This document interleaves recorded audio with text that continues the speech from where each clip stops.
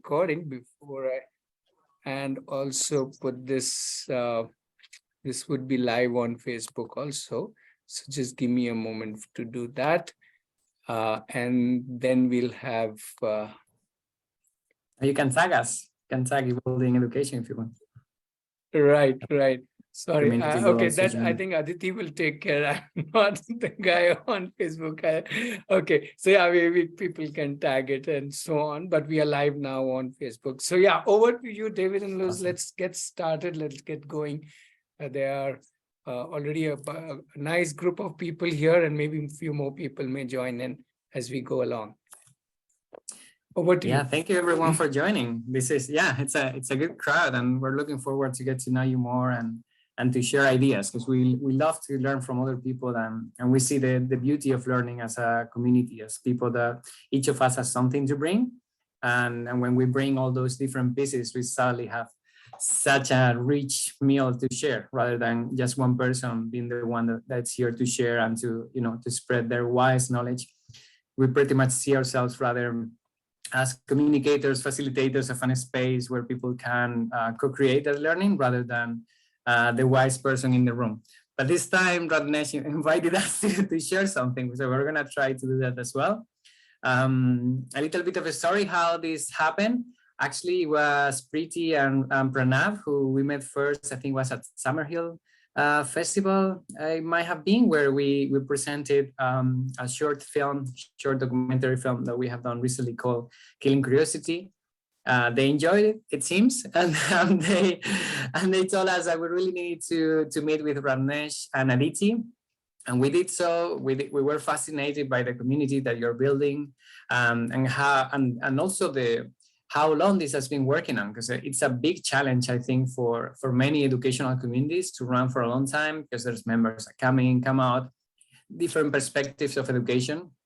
One thing that I think is pretty common in once you step out of conventional schooling is that there's so many options out there. There's so many possibilities in education, and then it becomes very difficult sometimes for people to agree on the direction on how to evolve.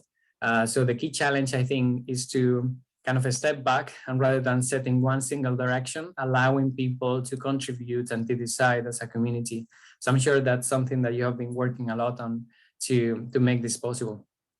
And well, we had also one webinar with them, with Ramesh and Aditi, and we threw them lots of difficult questions about self-directed learning. How do you manage that diversity of people's interests within your community? What happened with titles and degrees and diplomas? How do you find a job after that? So we really brought all our difficult questions to the to the table, and they were amazing answering them. So we're really pleased to be connected and to get the chance to learn from you all.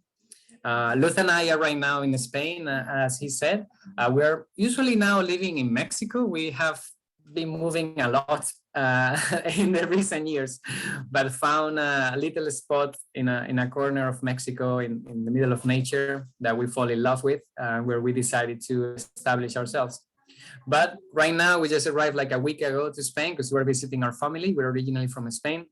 I'm close to Sevilla. Luz lives close to Malaga.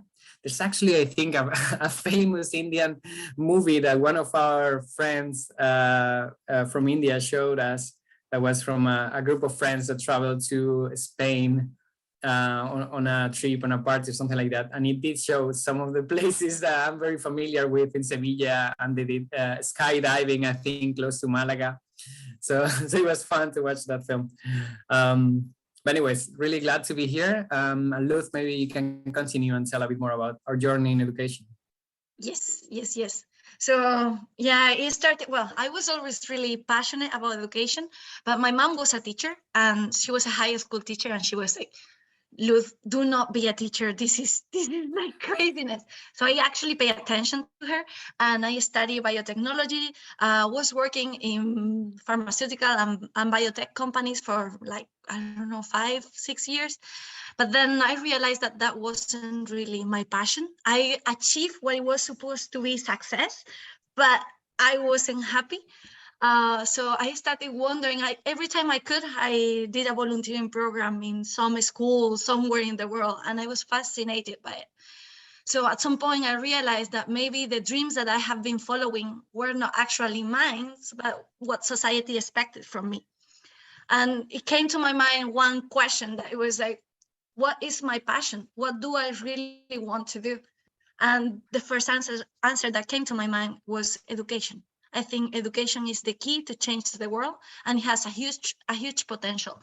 So then I left everything. I left that success over there and decided to do my master, to be a teacher. And what I found was scary. It was really awful. Like the methodologies that they were teaching me, it didn't seem that they evolved at all in the last 200 years. It was like, wow, I cannot be in front of a class reading the book.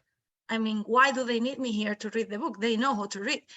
So it was really shocking. And then I started researching, and actually by working in the industry was like, we have so many courses of how to trust in yourself, how to work in teams. And it was like, how didn't we learn this at school? So I knew there was something else. I wasn't aware about it. So I started researching. I did my thesis into innovative methodologies in education. And then is where I found out an amazing diversity of possibilities. But then is when I faced the next challenge. It was like, okay, this seems so beautiful. What I'm reading is amazing, but how do you do this in the class? I didn't know how. So that is where the crazy proposal to David started. Let's leave everything and start a trip in which we are going to visit different innovative schools around the world, learning from their facilitators, from their students, from their families, and trying to figure out a different way of that education could be. And that's how Evolving Education started, like 3 years ago now. Mhm.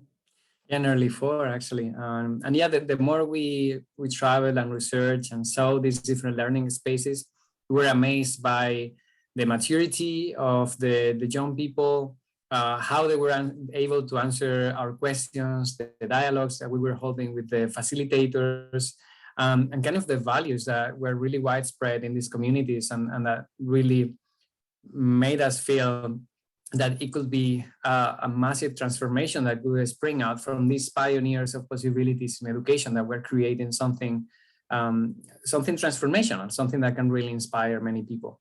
And in particular, I think one of the things that has impacted us the most have been the potential of transferring the responsibility of learning from the educator to the learner, so that they really become in control of their lives.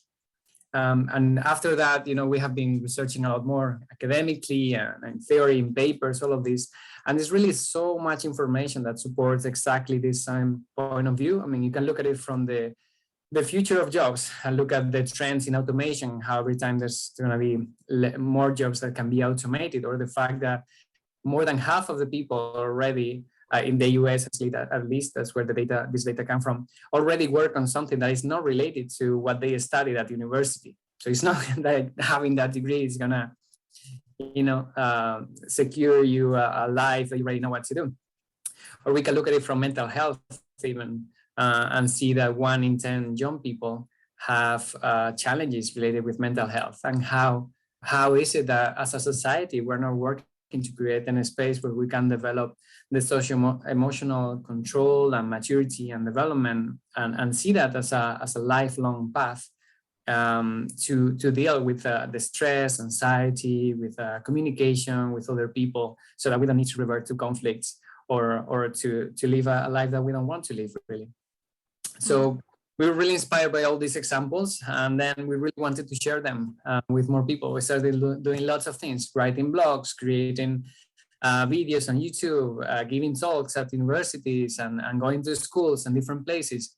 And then little by little, we landed on 2 main activities. So this is where we focus most of our time right now.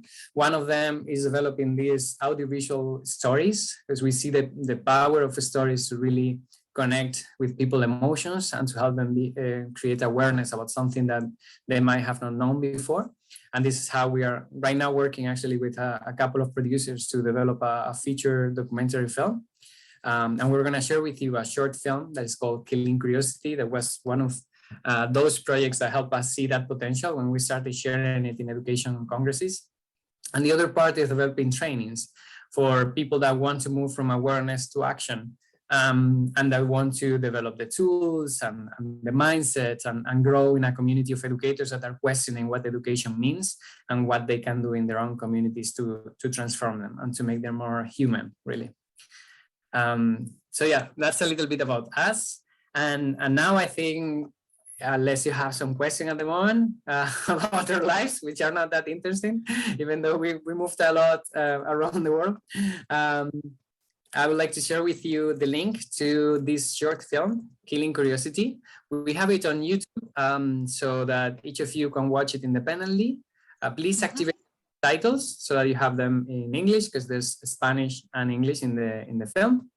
And it takes about 15 minutes, so you can watch it on your own, and then we'll come back and have a bit of a dialogue. Yes. Yeah, David, I will also share a screen here so that in the live that is going into the various places, the movie gets part of it. Is that okay? I'd rather not to, because we are not sharing it publicly, because some parts of it go into the feature documentary film. And since we want it to film festivals, it's better not to share it too widespread. But we already agreed with you to do this, so we wanted to commit to sharing the film. And that's something that we just learned from the producers, that before film festivals, we should not be sharing much. But we wanted to do that here. Okay, fair enough. Yeah. Yeah, the only issue is in the live one, there's no way for me to pause. So it will just be blank for that duration of 15 minutes. Because it's going to be recorded, right? Yeah, recording I can pause, but I can't. Of course, you can always. Yeah. Yeah, we can go back to the Facebook Live also. So yeah, we had 3 questions that we wanted to share with you and have an open dialogue. Which were, I think that through those questions, maybe some of the things that you might want to chat after this film might come up. And if there's anything else, of course, we can keep on talking and see what emerges. And our first question to you to reflect on the film is, what is essential to learn in life? And you're invited now to unmute yourself and to share your view, your opinion, your thoughts about that.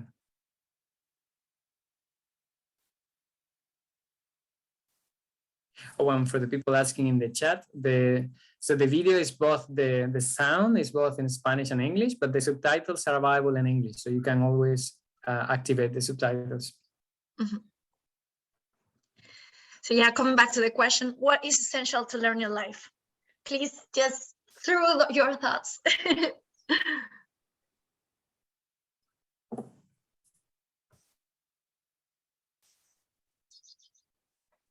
Yeah, I don't know. Hi, good evening, everyone. Yeah, it was great listening to you, and the video was very interesting. Coming back to the question, yeah, I feel the essential thing to learn in life is understanding oneself and trying to live the life with empathy towards the world. That's what I think is, according to me, essential. Yeah. Thank you, Aruna, for sharing that. Completely agree. Like just the first part of understanding oneself, it's hard. So yeah, there's a lot to learn there. I see in the comments also to live in present. Love for learning is essential. The skill to understand one's need, learning oneself, to be open to live and learn. More people, please. Curiosity.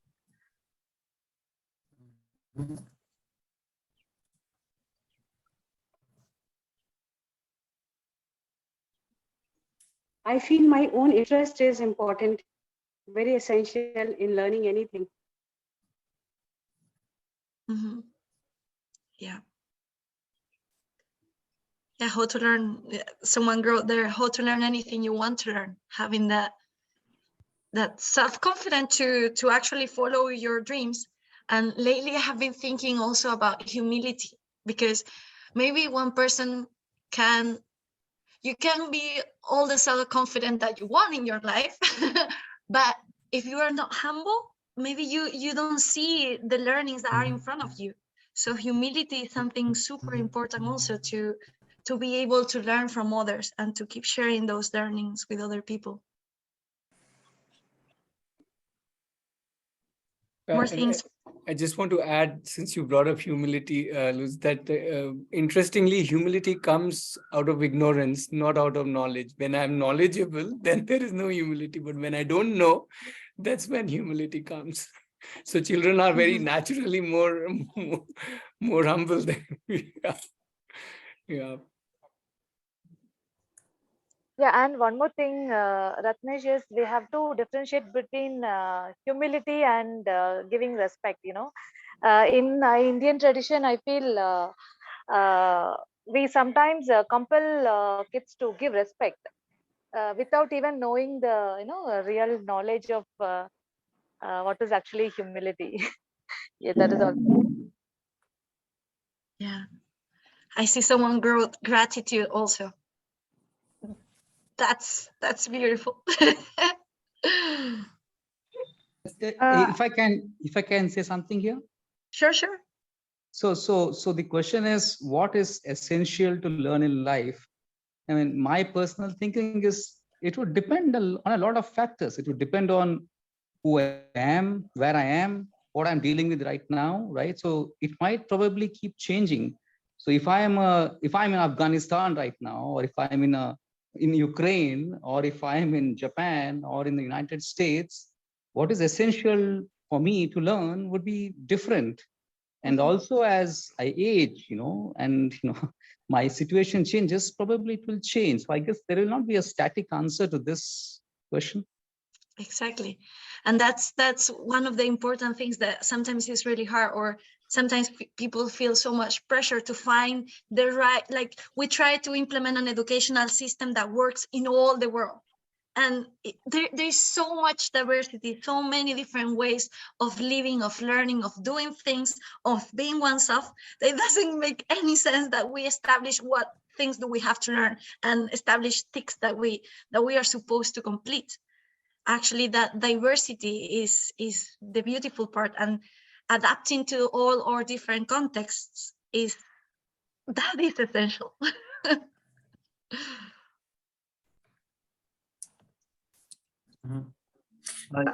Hi. So, yeah, continuing with the previous note, whoever we may be, wherever we may be, from my side, I think we need to learn some basic life-saving skills like swimming, firefighting, martial arts, dance, kind of those. And I also think that some of the basics of the law, medicine, business, psychology, these things, I think at least the basics at least needs to be taught in school. Need to be taught in the initial days so that students and people can understand each other about everything. So everything is a marketing in this world, right?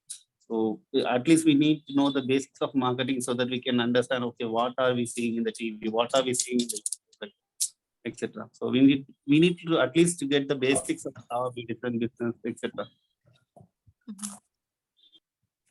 For They me, couldn't understand the basis of how to understand information.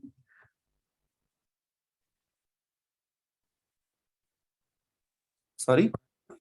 I didn't get the main concept. You said that we need people to understand the basis of understanding information or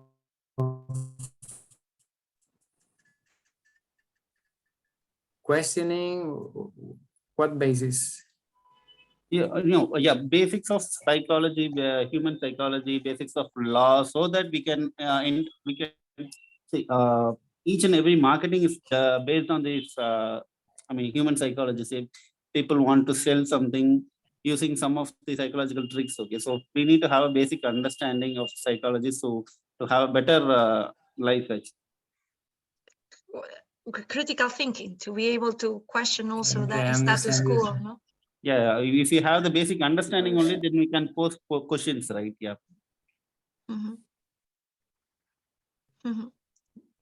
Okay. So I'm Okay, I think we have mentioned a lot of really relevant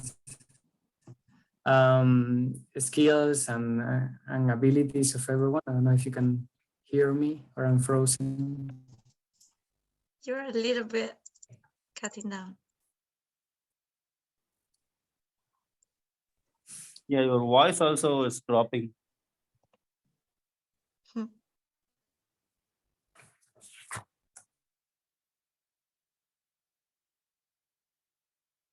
Are you there?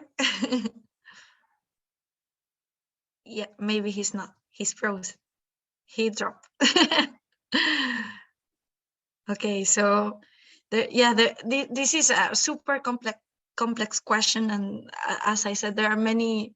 Sometimes we want to find an answer, and there might not be an unique answer to each of us, and that's the beauty also of having many different possibilities. And for me, I think that is really important for those kids to figure out the way to get to know themselves and to get to understand how do they learn. And anyways, but I have another question for you. And it's, what challenges do you find to support children to develop those skills? I'll write it in the chat.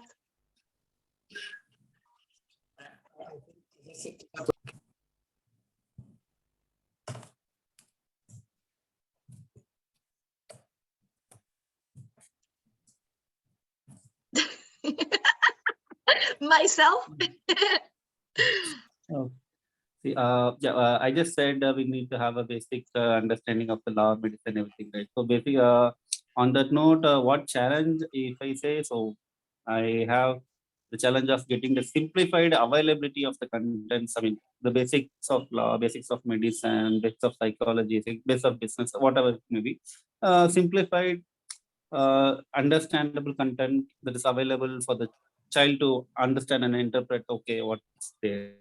So availability of those content, availability of those teachers or whoever it may be, to make us better, to make the students better understand. Mm-hmm.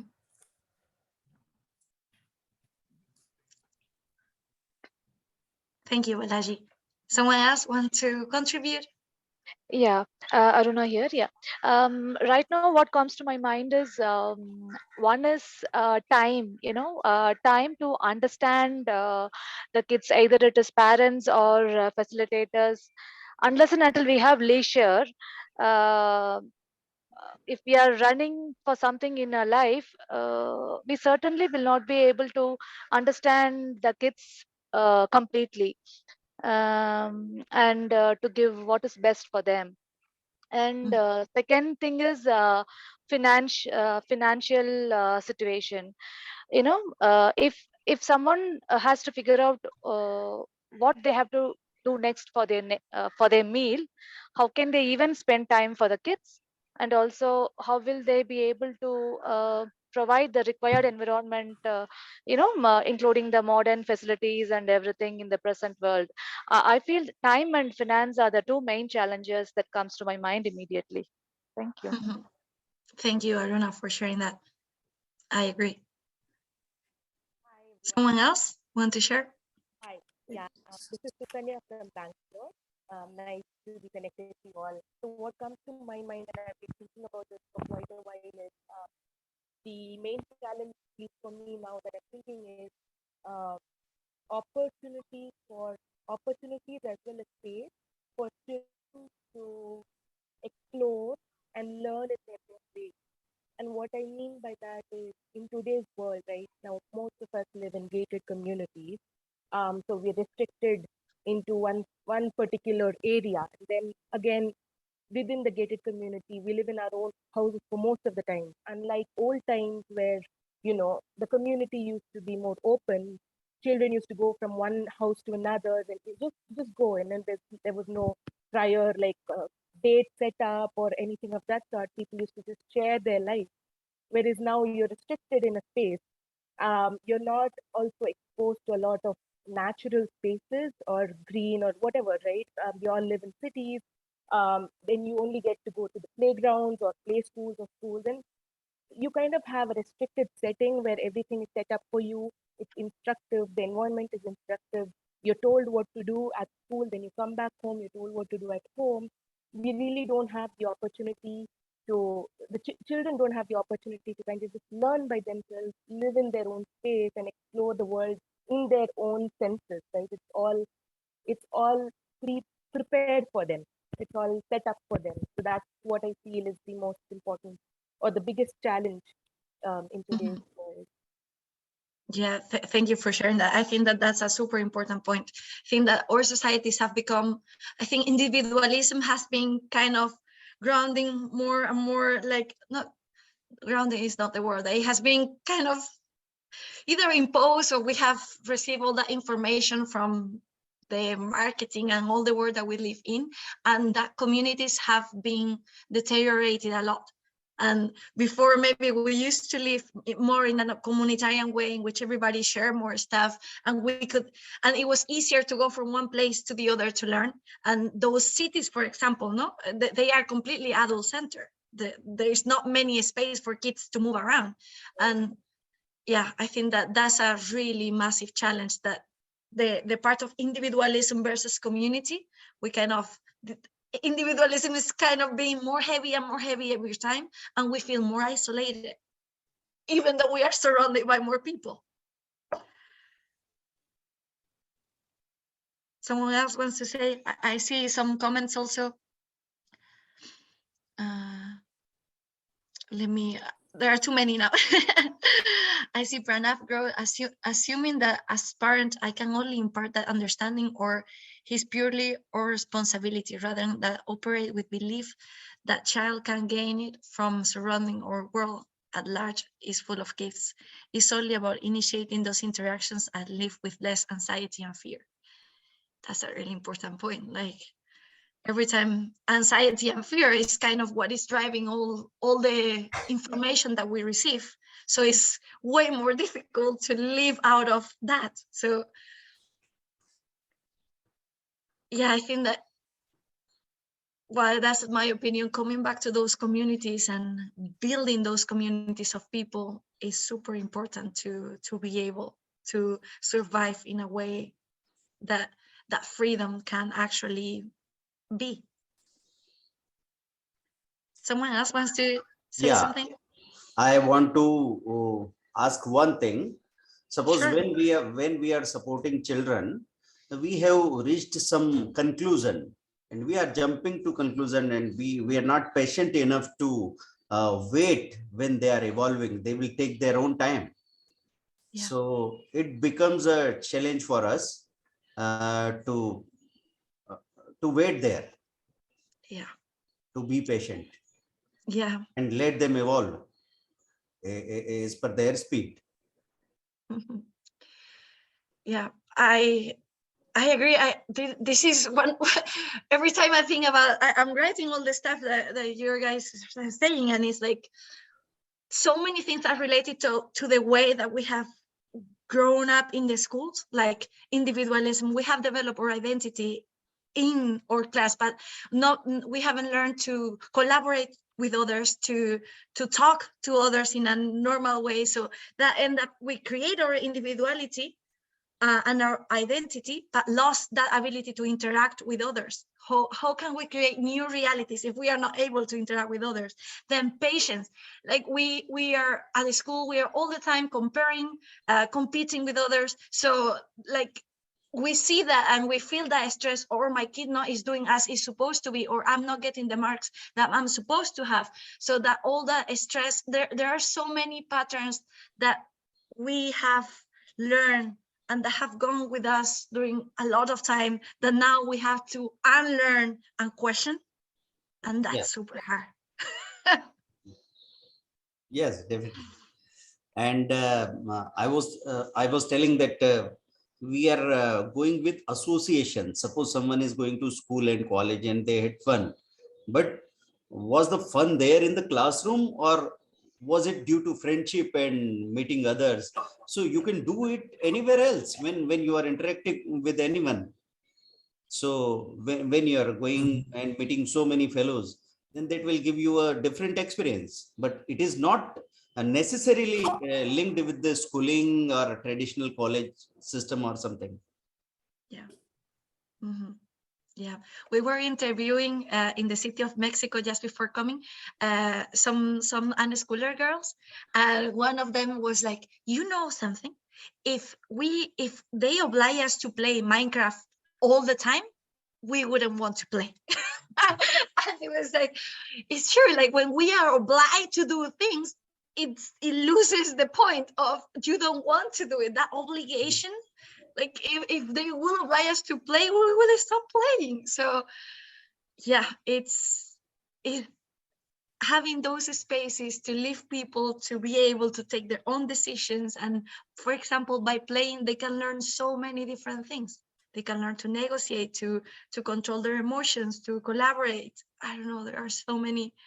And that part of being patient and trust our kids, Yeah. that they are gonna develop the things that they need to develop.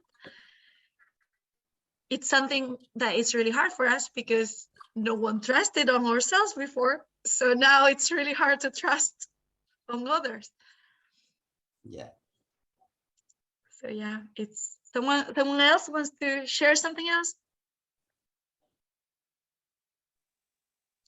So Liz, I have a question actually. Sure. So I guess we are, I mean, what I understand is we are sort of all of us in agreement with this, the concept of self-directed learning. So are we then saying that teachers are not needed?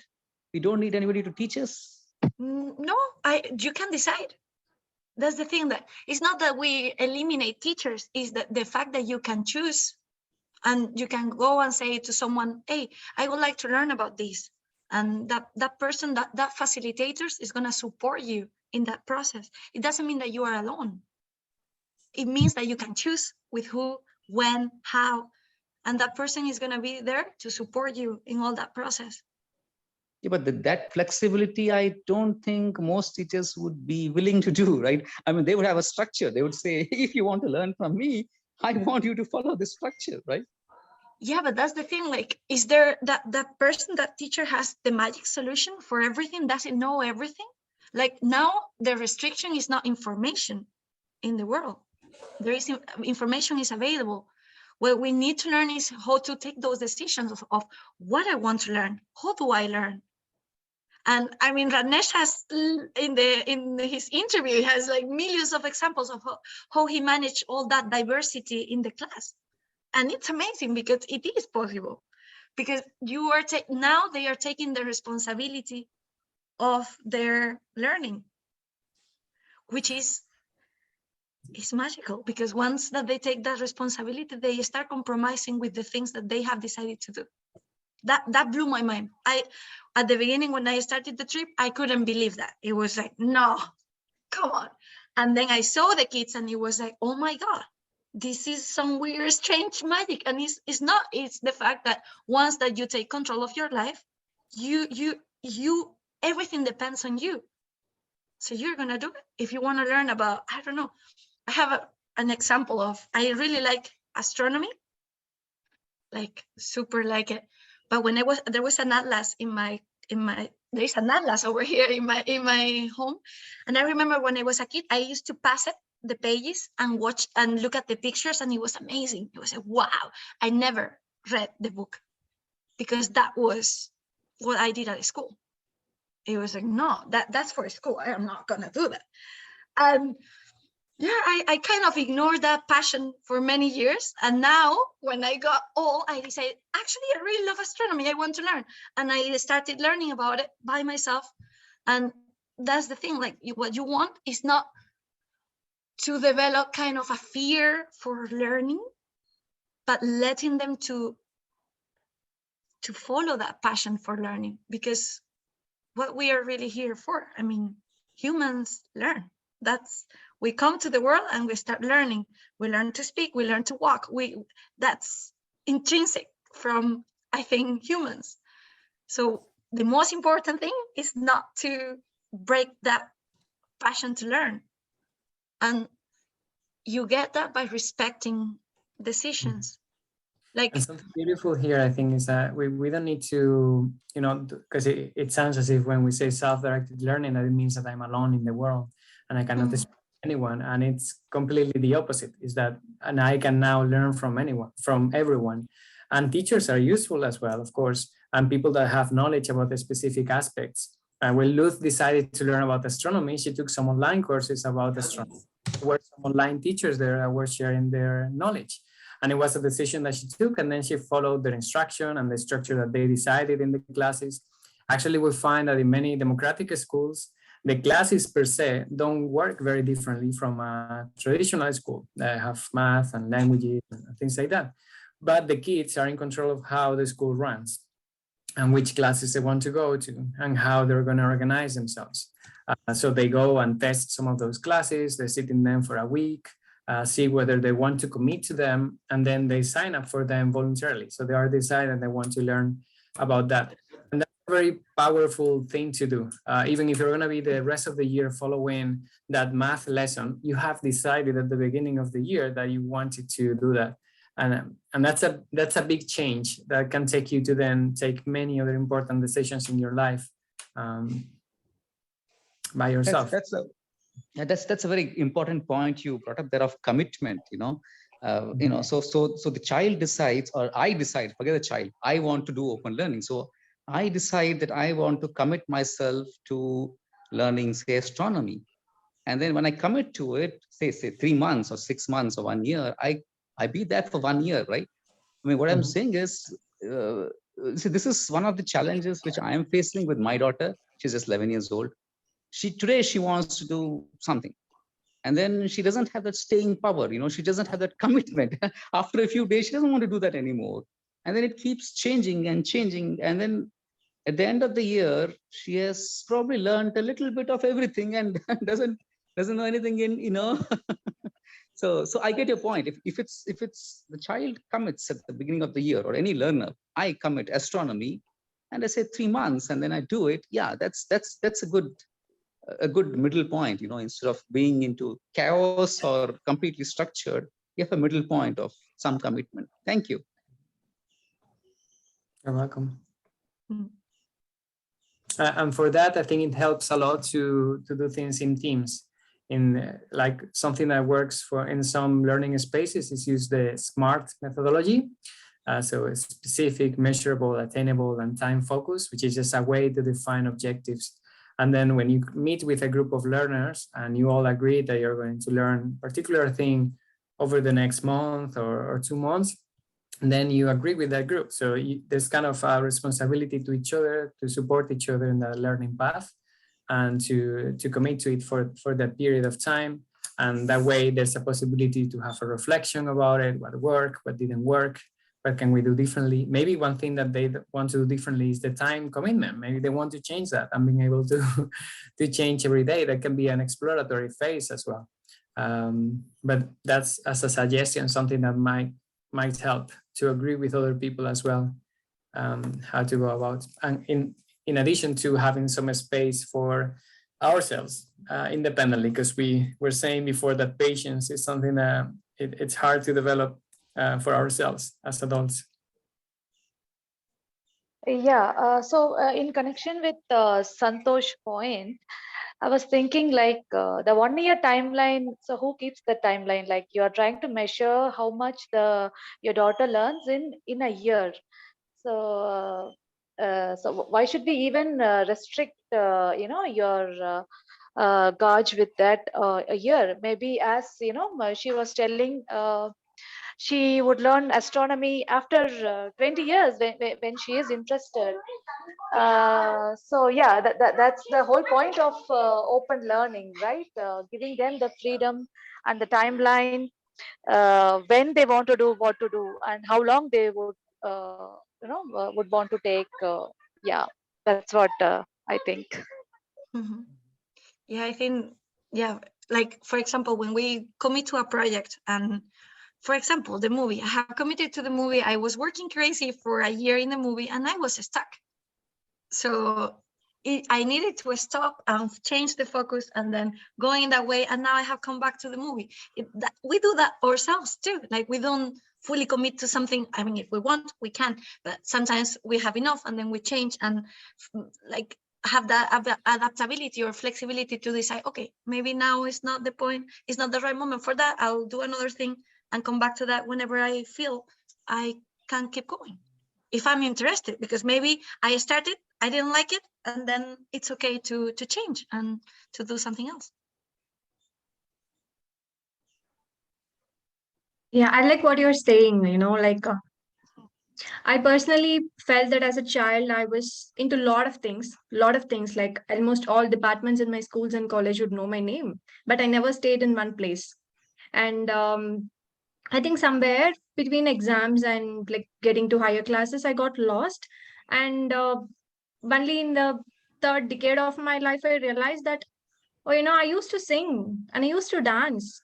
But the idea of being good at one particular thing, being master at one particular thing, that has taken away a lot of small joys that I really had. So, this is a realization that I don't have to be good at something, or it's not like I have to be good at only one particular thing. So I let every part of mine die, and like getting back to them, getting back to the lost parts of myself is a little hard journey, a little tougher journey.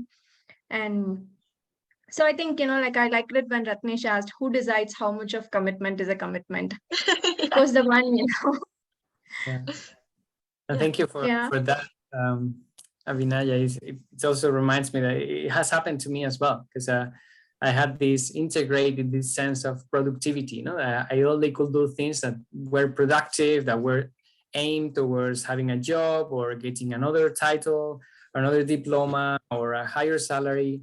And it has taken me really a long time, and kind of this journey of realizing how much joy one can feel learning and enjoying the things that you actually enjoy, to reconnect, for instance, with poetry, which is something that I did as a child, but it wasn't productive. It wasn't something that you could live out of. So I stopped doing it. It simply didn't fit into that curriculum for success. So yeah, yes, sharing something there. I would like to share something about this. Hi. Hello, Maya. Hi. Nice to see you here. I think an important role of the adult in these kind of situations with children, when they want to drop something that they have chosen, is where one can be a support to understand why do they want to drop it. And maybe it is that they have lost interest in it and it's not the right time or something like that. But it might also be that they're facing a challenge and something that they need a little bit of support to overcome, to be able to continue instead of dropping it. So I think it's an important role of the adult there to observe, to have a conversation, and to see if there's something that can be done to help the child to continue, or if it actually is something that should be left for the moment and to move on to something else. So I think it's in my experience, we often see that it might be that when there's a challenge, we can also support the children to overcome those challenges and see what do they do in a situation where they don't know, where something is difficult, or they don't know how to get the information they need, or something goes against the flow. And I think there's a lot of important learning in helping children through those situations also. Absolutely. Thank you, Maya. And I think that's one of the key roles of the facilitators and one of the key skills.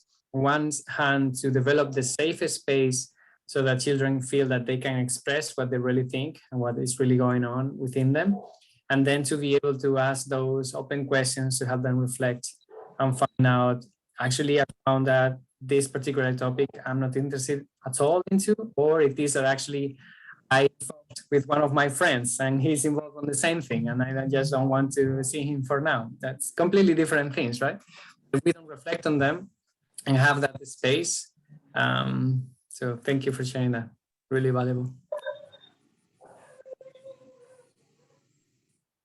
I just want to add one more point. So yeah, I love this idea of exploring different steps and wishing to learn different things, but at the end of I mean, we can say that there is no time limit to check something. There is no time limit to learn something. But when the child becomes an adult, anyway, he needs to earn some money for the living, right? Whether he is happy or not. I mean, I'm not going into that whether he is happy or doing his passion or not, like that. So anyway, end of the day, we need money for living. So how to make money? We need to master in something so that out of that we can make some money, right? So how to handle with this going behind the passion and making money? I think they can go hand by hand very easily. Like I find that when people do what they enjoy, what they love, what they spend most time learning about, it ends up being one of their ways of living. It might not be the only one. It might be that they also have other activities that supports them along their lives. But I think that if people develop the skills that we're talking about, self-awareness, to know how to learn, to find new resources, to have empathy, to be able to communicate with others, then I don't think they will have any trouble supporting themselves.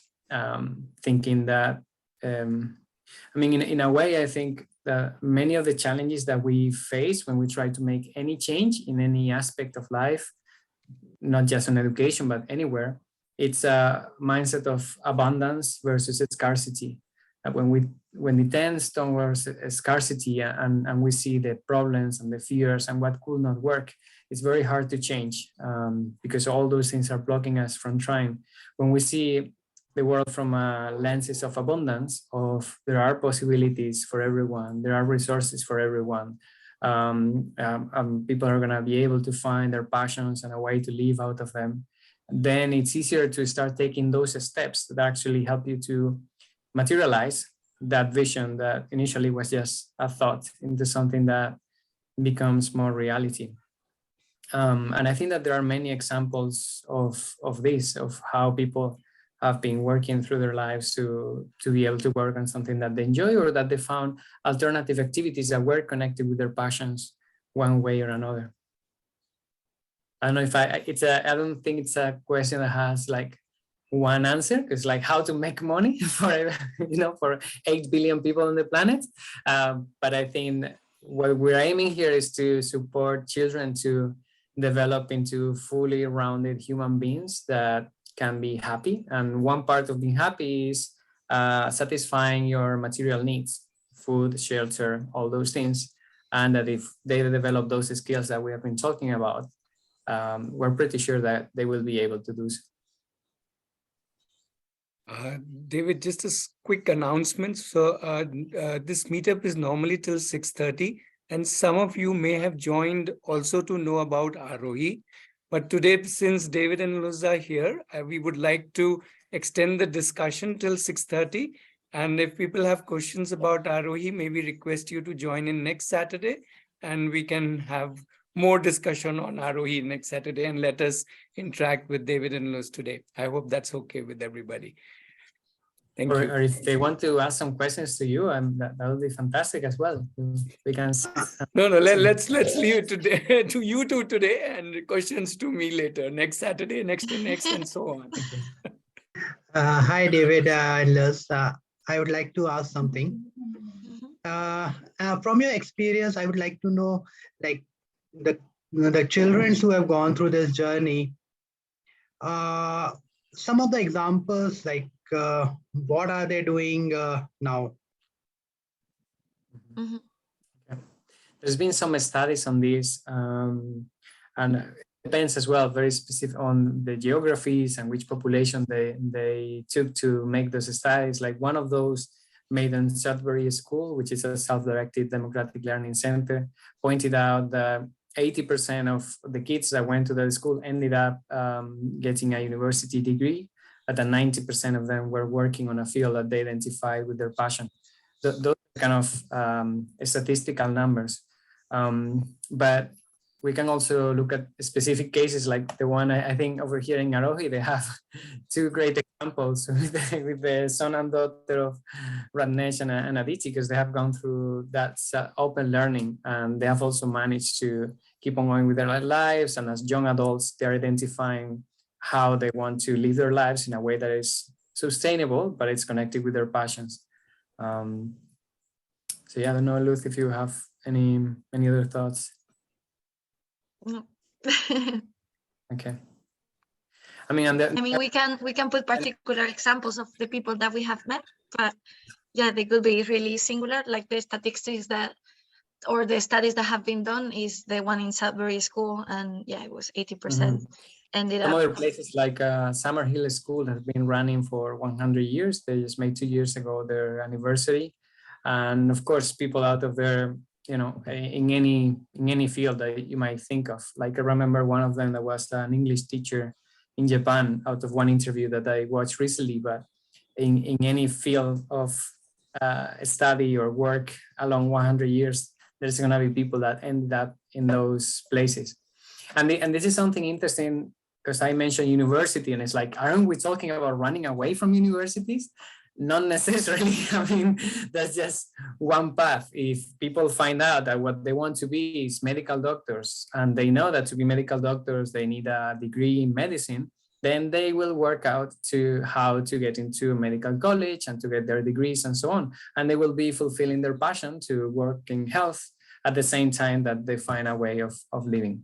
So coming back to the question about how are they going to support themselves and their families, this is it. I mean, as kids, they are developing those key skills, those core skills that enable them to run into any direction. And then as they grow up, many people will get more focused into specific things that they want to pursue, or a few things, and will get whatever it takes them to get there, because it's very different from knowing what you actually want. Oh, one example comes to my mind is a mother that we met recently. She experienced self-directed learning as a kid, and she was now doing it with her 2 sons. And she studied, I think it was anthropology. And she was ready to go to university when she was 15. But she wasn't allowed to go because she was so passionate about the topic that she just prepared all the entry exams that she needed for university, but they didn't allow her to enter so young. So she had to wait to enter the university. But that's one of those examples that shows that when people know what they want and they feel empowered to pursue their dreams, they can really go for it. Yeah, and normally everybody mentioned, well, all these kids that end up going to university, they when they face the other students, it's like, I don't know what happened to them. I'm so passionate at what we are learning, and now they seem that they are just discovering their freedom. They're just drinking and having parties, while I'm actually really passionate about the things that we are learning. So yeah, they're normally, when they have gone through all that, they have had that freedom since they were small, so they have been able to take those decisions. And when they arrive to university, they know what they want. While the others are still, they just, when they reach 18, someone decided that now they can take decisions, so they are still experiencing that freedom to take their own decisions in life. I wanted to leave you over here in the chat a link to an ebook that we published recently. It's called Questioning Quality Education. So that if you're interested, you can download it. And in that ebook, we keep asking questions about what it means, quality education, how is defined by the UN versus how is defined by different philosophers or different educational trends, and what it means for you. That's kind of the final question, because we don't think there's a single narrative for education. And this is another one of the big shocks that we also had while we were studying education, the fact that it has been a massive tool for cultural homogenization and to reduce the cultural diversity that we have all around the world. And we're really keen to work against that, and that anything that we do really is an open space for diversity and for what education means in different communities. I have a thought here. So when we say people eventually kind of find out what they want to pursue and what they want to, continue doing. So for that to happen, in what ways, in a self-directed learning format, can we expose them to the plethora of options that are available when they are in their younger ages? So, one could be doing anything. One can be interested in any number of things, right? There's just everything in this world is something that you can pursue or you can be interested in and keep exploring. So how do you kind of give them maximum opportunities or exposure in their younger ages that they are then they have the power to choose, or they have the exposure to choose what they really want to do? I don't know if I framed this question in the right way.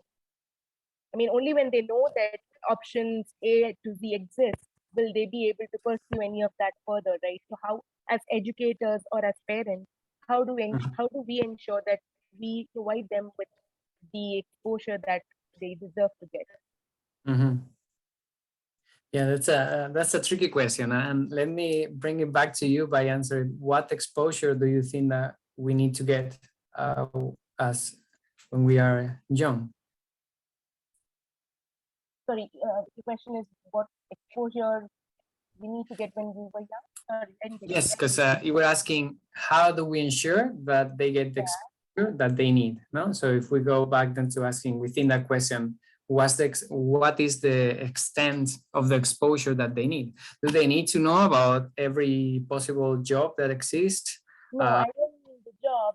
What I mean is like the kind of education that we have been through has been restrictive in some way, right? Like today, I've not been exposed about anthropology or something, of that sort in my undergraduation or my post-graduation or even my schooling.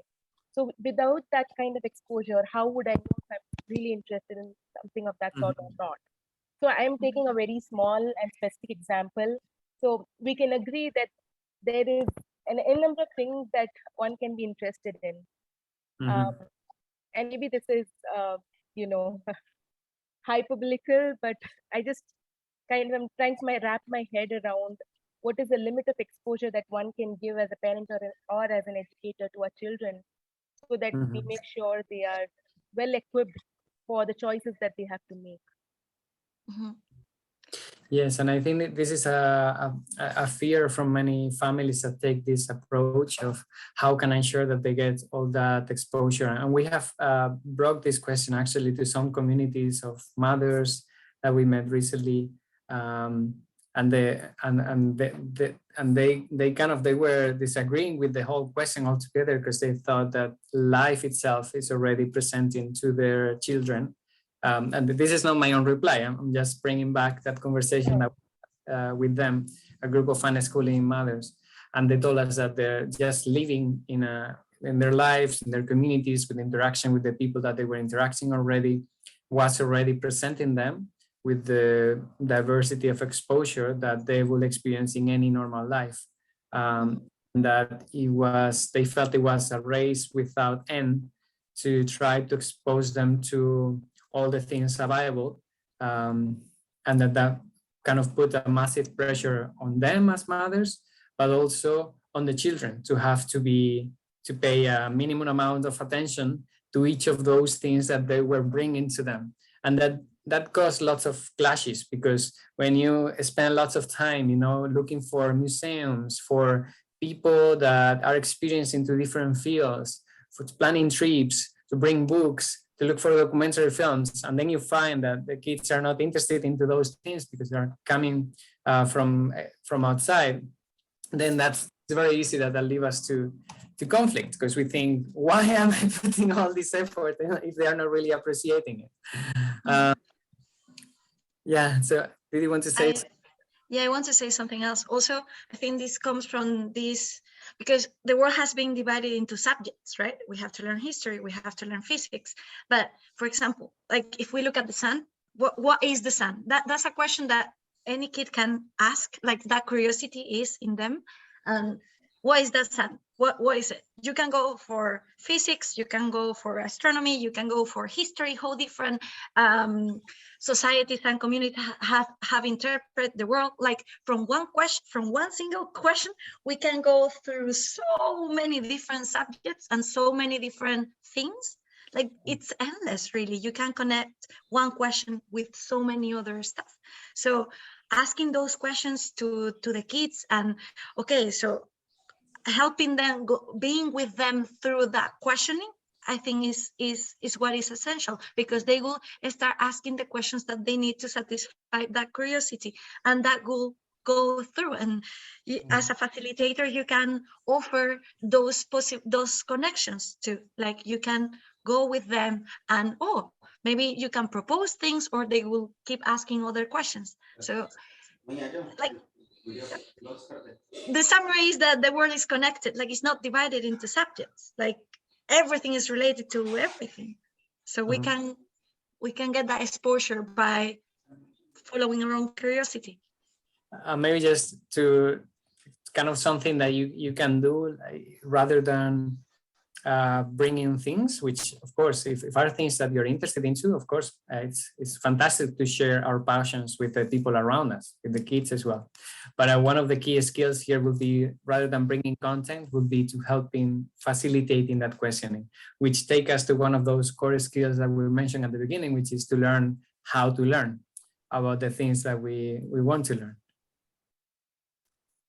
Right. That's helpful. Thank you.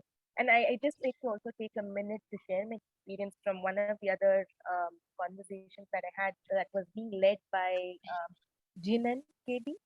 I hope some of you have heard about him. So his entire premise, his premise is about teach not parenting, or what he calls as unparenting. And it was a very refreshing perspective, and I encourage all of you, if time permits, to. Am I still being audible? Yes. I see that some of the windows are stuck. Okay. So I would really encourage you all to attend one of his workshops to get this fresh perspective, because really it has got me into questioning a lot of things that we are doing now. And I see that there is some difference, maybe a very slight difference between self-directed learning and what he kind of conveys. And I really don't want to, explain in more detail about what he says, because I would want you all to kind of get that firsthand from him. But I do have some questions around his philosophy of teach not or unparenting. So I'd like to just bring out some of those questions here, and get your perspectives as well. So what he says is, let children just be, right? Which is also one of our aspects of self-directed learning. But his perspective is also that do not present child with already established information or knowledge. Let them experience it on their own and create knowledge out of it, than presenting them with already established set of information, right? Because when you do that, you restrict their curiosity to learn or explore further about that topic. When you give them that, hey, this is the fact, you don't let them explore or dig deeper into that fact. So he says he's all against sending children to school. He's all against toys. He prefers a no toy, no instruction setup. So it's a completely fresh perspective. When I attended it a couple of months ago, and I've been trying to do that a little bit at home. It's extremely challenging, to not instruct or to not teach. When we think about it, when we speak to our children, we're almost instructing at all times. So it's really difficult to do that consciously. But then I think about this exposure thing. When we don't present them with information or with exposure, how are they going to kind of find their interest, right? I mean, that is what my earlier question was about. But I would really like to get your thoughts on the no toy, no kind of perspective, this new perspective that has evolved. Yeah. Well, David, do you want to say something? Go ahead. It came when you said, like, the first thing, let children just be. That's my exercise. Just be. Not like I'm a human being, not a human doing. I keep doing things all the time. So if we start learning that since we are kids, if we just be, wow, imagine the level of stress that you remove out of that productivity, that we are supposed to do so many different things, and we struggle so much, or I struggle so much, to just be in the present. So that's a massive, like that's something that we learn while we grow up, because there is all this productivity that we have to achieve. So if we are able to keep that while we are small, that's amazing. that's really cool. And don't present them the facts, but let them create it. That for me is the joy when you discover something. Wow, that's way better than when someone, it's like watching a movie and people telling you the end. It's like, oh, like when you have that opportunity to discover that by yourself. That I remember one kid trying to open a biscuit thingy, like a packet, and I remember when he was like, what is this? And when he got it, the joy that he experienced, it was like, if I could have told him how to do it. I mean, that we can ask, do you need any support? I can help you, but I'm not gonna tell, I mean, I'm gonna be there for you, but I'm not gonna do it for you. So being there with them through that process, supporting them is essential. But I think that having the opportunity for them also to discover and to feel the joy of learning, that's magic also. And yeah, I think with the exposure, like what I said before, of I think the questions will come through. Like we keep questioning everything that we see around us all the time. Or that's how I, like, if we go back to ourselves when we were kids, we keep asking questions all the time, but then we kind of forget how to ask questions. I think we're reaching the end of the session. Yeah, I have a problem. I speak too much. Oh my goodness. No, that's perfect. And Radnesh is asking us for some contact points. So I will send again that link to the ebook, because once you download it, you get into our newsletter, and then we'll send you once every couple of weeks an email with the last interview that we did, or some resources, things like that. But happy to share my personal email as well. And also maybe the Facebook and so on, David, also? Yeah, of course. Yeah, if you want to share, or I can share them quickly. So that's my email, in case you want to send me an email for anything you feel that we could be of help. And David, if you want to just plug in your, I think a couple of other small YouTube videos that I had seen, future and present. Okay. So you like it? Yeah, it was wonderful. So I was restricting myself not to share it, because I wanted first them to see this killing curiosity. So if in case you want to, share, because this link will not be available later, but at least they can have some bit of it in that two videos. Yeah, of course. Yeah, in the YouTube link that I just shared, that's our channel, and you can see there all the videos that we have published organizing interviews or insights, inspiration, and things like that. Yeah, I'm glad you like those. I was like, I want to put all these. I have to watch like all the 150 interviews again, and it was like, how can they fit? The whole of this is done for my selfish interest of just to see that one killing curiosity 15-minute documentary. That's it. It's for my selfish interest. Yeah. Okay. Sorry, so I'll have to pause the discussion now. Sorry, and and I would take this opportunity. I'm not going to thank David and Lewis. I'm just going to invite them to keep dropping into our Saturday meetups whenever you feel like chit-chatting about learning, open learning, education, children, whatever. So we are there every Saturday, and we would like you to, whenever you realize, oh, it's 5 o'clock on a Saturday evening, Indian Standard Time, so you should have an Indian clock out there, and you can just drop in, and we can have more and more chit chats, and you can tell us more stories from all the lovely journeys that you are taking. And we can share our journeys, and we can continue to evolve. That's your incidentally, your whatever name of your initiative is Evolving Education, and our initiative is called Aarohi, which in Sanskrit means evolving. So we are the same name. What a beautiful connection. So yes, beautiful connection. Thank you everybody.